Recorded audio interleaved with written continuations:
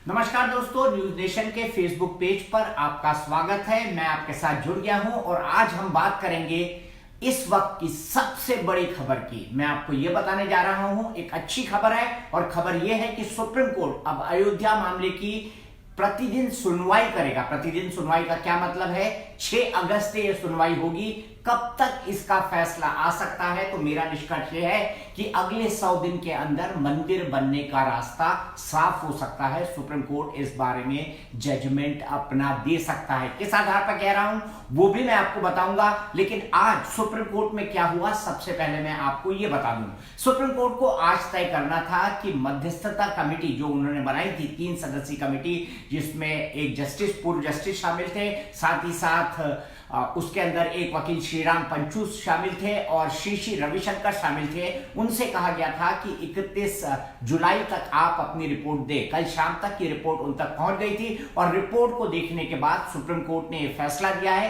कि आगे मध्यस्थता की कोई जरूरत नहीं है। तीनों सदस्य मोटे तौर पर इस बात पर एकमत थे कि मध्यस्थता से इस मामले का रास्ता नहीं निकल सकता, क्योंकि ज्यादातर पक्षों ने यही कहा था कि हम मध्यस्थता जिस हिसाब से हो रही है और जितने सारे पक्ष इस मसले से जुड़े हुए हैं, बेहतर यही होगा कि सुप्रीम कोर्ट ही इस मामले पर एक डिसीजन दे। ये तमाम पिटीशंस आई हैं इलाहाबाद हाई कोर्ट के फैसले के बाद, जिसमें यह कहा गया था कि भूमि को 3 हिस्सों में बांट दिया जाए, यानी एक हिस्सा विवादित भूमि का निर्मोही अखाड़ा को दे दिया जाए, दूसरा रामलला विराजमान को दे दिया जाए और तीसरा सुन्नी वक्फ बोर्ड को दिया जाए। इस फैसले को लगभग सभी पक्षों ने चुनौती दी है। 1 दर्जन से ज्यादा पिटीशन फाइल हुई है, जिसके बाद सुप्रीम कोर्ट में इस पर सुनवाई चल रही है। 8.5 साल से अधिक का वक्त हो चुका है और अब लगभग पूरा देश यही कह रहा है कि इस मामले को प्रतिदिन सुनकर इस मामले को खत्म किया जाना चाहिए। पहले भी बहुत डिले हो चुका है। डिले होने के 2 मुख्य कारण थे। पहला तो ये कि सुप्रीम कोर्ट ने एक मध्यस्थता कमेटी बना दी थी और दूसरा ये कि जो दस्तावेज थे वो विभिन्न भाषाओं में थे, पाली में थे, संस्कृत में थे, हिंदी में थे, देवनागरी में थे। इन तमाम का ट्रांसलेशन होना था। ये सर्टिफाइड ट्रांसलेशन सरकार को करवाना था और अब ये मानकर चला जा रहा है कि ये सर्टिफाइड ट्रांसलेशन सुप्रीम कोर्ट को मिल चुका है और अब सुप्रीम कोर्ट इस बात की समीक्षा करेगा कि ये इस जगह पर, ये टाइटल सूट यानी ये जगह हिंदुओं की थी या मुसलमानों की। और इस टाइटल सूट को सुनते वक्त जब ये पिटीशन सुप्रीम कोर्ट के अंदर आई थी तो सुप्रीम कोर्ट ने एक तरीके से इलाहाबाद हाई कोर्ट के फैसले पर ऐतराज जताया था। उनका ये मानना था कि अगर टाइटल या तो एक व्यक्ति के पक्ष में होगा या एक व्यक्ति के खिलाफ होगा, यानी या तो ये जगह हिंदुओं की है या फिर ये मुसलमानों की, लेकिन इसे 3 भागों में क्यों बांटा गया है। तो एक उम्मीद हो रही है सुप्रीम कोर्ट से कि एक डिसिसिव फैसला सुप्रीम कोर्ट सुनाए। 100 दिन में मंदिर बनेगा। ये मैं क्यों कह रहा हूं? ये मैं इसलिए कह रहा हूं क्योंकि 17 नवंबर 2019 को जो हमारे चीफ जस्टिस ऑफ इंडिया हैं, जस्टिस रंजन गोगोई, वो रिटायर होने वाले हैं और परंपराओं के अनुसार अभी तक यही माना जाता है कि चीफ जस्टिस इस केस का निपटारा करके जाएंगे। 45 दिनों की बात कही गई है और 45 दिनों की इस बात के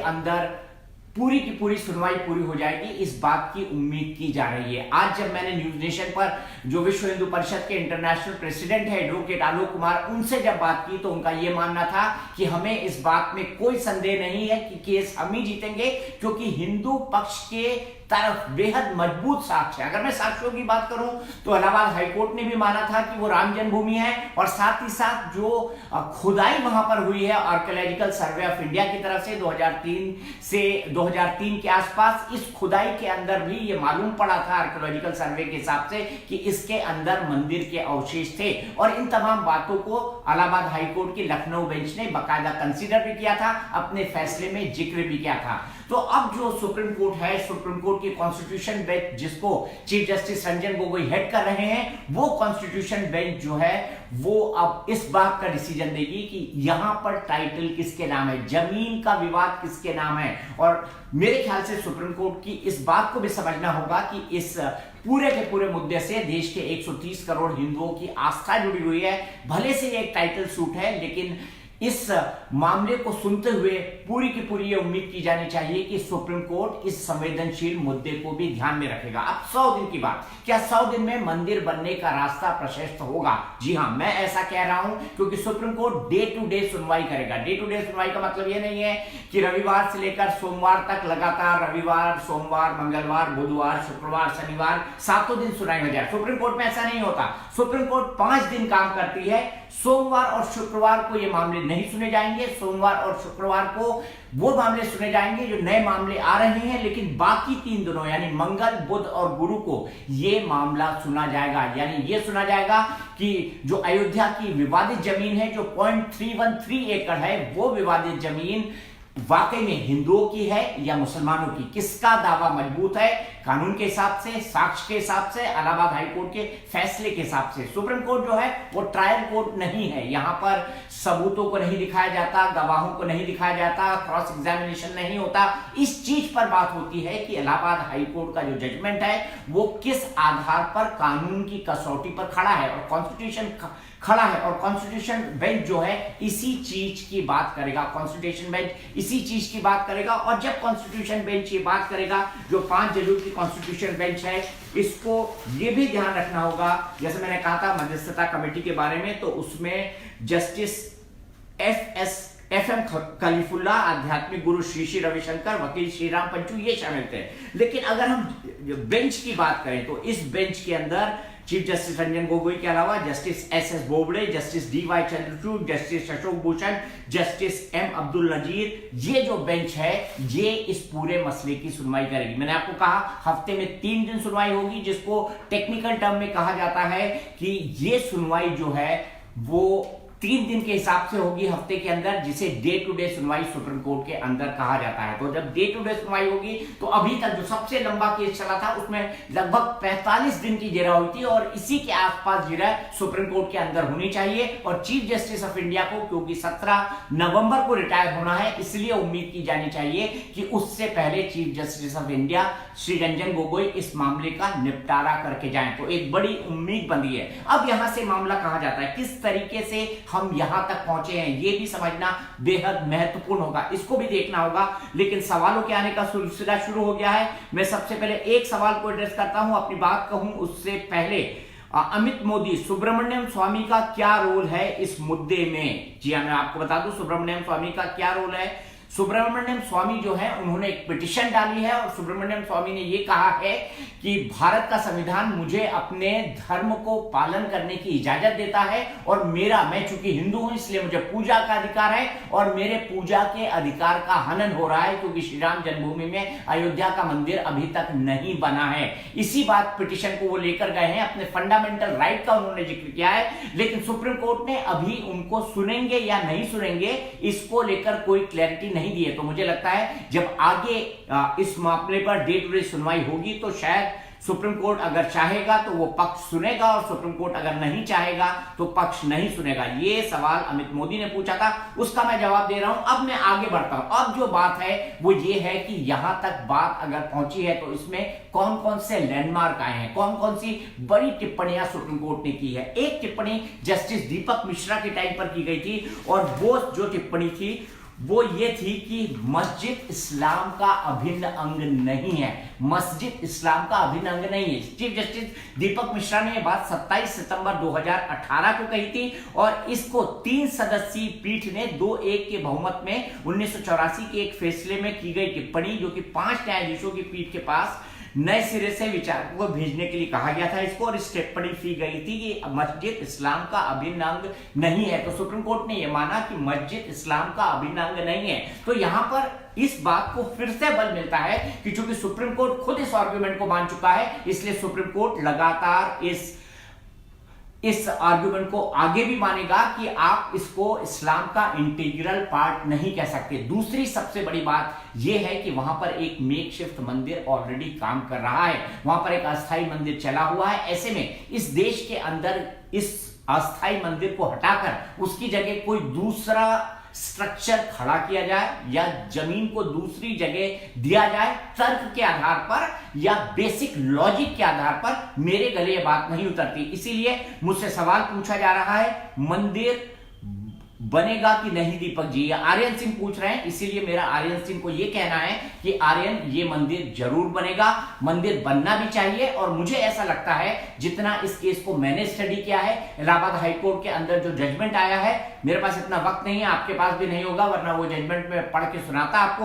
अगर आप चाहेंगे तो मैं उस जजमेंट को पढ़ के सुनाऊंगा। इस बात के पर्याप्त सबूत मौजूद है कि उस जगह पर, जिसे 1528 में तोड़ा गया था, 1528 में बाबर के सेनापति मीर बाकी ने उस मस्जिद को तोड़ा था, मस्जिद को बनाया था मंदिर को तोड़कर, और उसके अंदर मंदिर के अवशेष मिले हैं। ये आर्कियोलॉजिकल सर्वे ऑफ इंडिया ने 2003 के आसपास वहां पर जो खुदाई की थी, इससे ये साक्ष्य मिले थे। तो मेरे ख्याल से ये तमाम जो ऐतिहासिक साक्ष्य हैं, जो सबूत हैं, जिसको इलाहाबाद हाईकोर्ट ने उल्लेख किया है, उन सबूतों को ठुकराना मेरे ख्याल से सुप्रीम कोर्ट के लिए बेहद मुश्किल होगा। इस बात को हमको समझकर चलना चाहिए। इसलिए मेरा व्यक्तिगत तौर पर यह मानना है, और मेरा विश्लेषण ये कहता है कि वहां पर मंदिर बनना चाहिए, वहां पर मंदिर बनेगा, इस बात की संभावना पूरी है। क्योंकि जो न्याय है वो तर्कों के आधार पर चलता है, सबूतों के आधार पर चलता है, और हमारा जो लिखित संविधान है उसके अंदर जो नियम बने हैं उसके आधार पर चलता है। और ऐसे में हिंदुओं के इस दावे को ठुकराया नहीं जा सकता कि किस तरीके से ये कि जो ऐतिहासिक साक्ष्य और ऐतिहासिक सबूत इसके साथ है, उनको झुटलाना, उनको ठुकराना बेहद मुश्किल होगा। अब मैं यहां पर आपको यह भी समझाना चाहता हूं कि जब डे टू डे हियरिंग होगी तब बाकी पक्ष क्या करेंगे, क्या सुनेंगे। 1 दर्जन से ज्यादा पिटीशन है, और सभी ने जो इलाहाबाद हाईकोर्ट के फैसले को रोक लगाने की बात की है। अगर सुप्रीम कोर्ट एक ऐसा फैसला देता है कि नहीं यहां पर मंदिर है, तब आगे क्या होगा? मुझे नहीं लगता कि सुप्रीम कोर्ट के इस फैसले के बाद, चाहे सुप्रीम कोर्ट में तर्क के लिए कह रहा हूं, हाइपोथेटिकल सिचुएशन की बात कर रहा हूं, मंदिर या मस्जिद कुछ भी बोल दे, उसके बाद फिर से इसको जुडिशियल स्क्रूटिनी में जाए ये मामला, इस बात की संभावना बेहद कम लगती है। फिर ये एक बड़ी बेंच के अंदर चल जाएगा, क्योंकि 5 जज की कॉन्स्टिट्यूशन बेंच जो ऑलरेडी बनी हुई है। और मुझे लगता है कि अब सभी को देश में एक माहौल बनाने की जरूरत है कि ये मुद्दा चल गया, बहुत लंबा चल गया, 1528 से लेकर आज तक चल गया, अब इस मुद्दे को एक लॉजिकल अंत तक ले जाना है। तो मुझे लगता है हमारे जैसे लोगों को, जो जनता से सीधे बात करते हैं, सीधे संवाद करते हैं और दुनिया भर की खबरों को आपके सामने लाते हैं, उनको भी ये बताना चाहिए कि देश के अंदर अगर एक अच्छा माहौल बनेगा, अगर एक अच्छी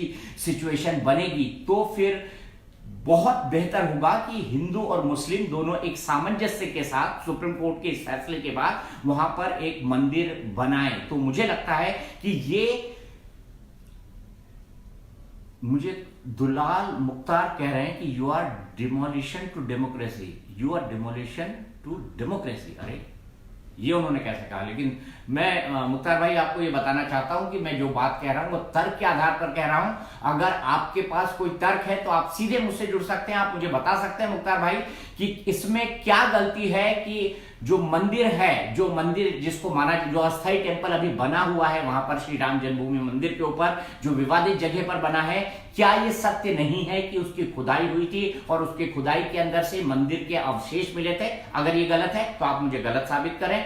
दूसरा बात मैं आपको कहना चाहता हूं कि क्या यह सत्य नहीं है कि इलाहाबाद हाईकोर्ट ने माना था कि वो जगह श्री राम की जन्मभूमि है? क्या यह सत्य नहीं है कि भारत के वेद, उपनिषद, जितने भी धार्मिक ग्रंथ हैं, जो रामायण की बात करते हैं, जो राम की बात करते हैं, सभी ने माना हुआ है कि अयोध्या ही श्री राम जन्मभूमि है? मैं इसको हिंदू मुस्लिम के मसले के रूप में नहीं देखना चाहता, मैं इसको देखना चाहता हूं कि वाकई में हिस्टोरिकल फैक्ट्स क्या हैं, हमारी मान्यताएं क्या है, हमारी संस्कृति क्या है, हम कितने सालों से इस धारणा को मानते हुए चल के आ रहे हैं, और हमारे ऊपर आखिर में मुगलों ने जब आक्रमण किया तो किस तरीके से किया था। मुझे लगता है कि इस पर्सपेक्टिव को भी हमको समझना चाहिए, और हमको बहुत अच्छी तरह इस बात को देखना चाहिए कि जो श्री राम जन्मभूमि के मंदिर की जो मांग हो रही है, वो मांग आखिरकार कितनी जायज है और कितनी नाजायज है। लेकिन उससे पहले मैं इस डिस्कशन में नहीं जाना चाहता हूं, एक वर्डिक्ट भी नहीं देना चाहता हूं।